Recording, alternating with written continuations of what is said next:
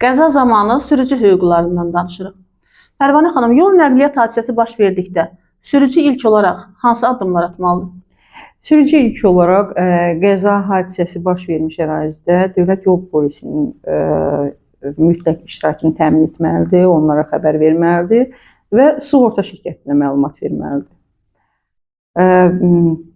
Bunları dəvət etdikdən sonra da öz sürücülük vəsiqəsini və digər sənədlərini Dövlət Yol Polisinə təqdim etməlidir. Bəs əgər qəza zamanı qarşı tərəf sığortasız olarsa, onda zərər necə ödənilir?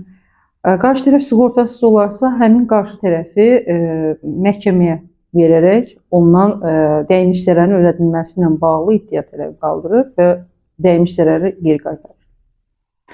Qəza ilə bağlı tərəflər razılığa gələ bilmədikdə məsələ necə həll olunur? Onda da məhkəməyə müraciət olunur. Əgər qəza ilə bağlı tərəflər razılığa gələ bilmədilərsə, sığorta da ödəmədisə, və yaxud da ki, sığortası yoxdursa, sığortası da yoxdursa, belə olan halda məhkəməyə müraciət, yenə də məhkəmə predmetidir, məhkəməyə müraciət edirlər, məhkəmə qərar verir.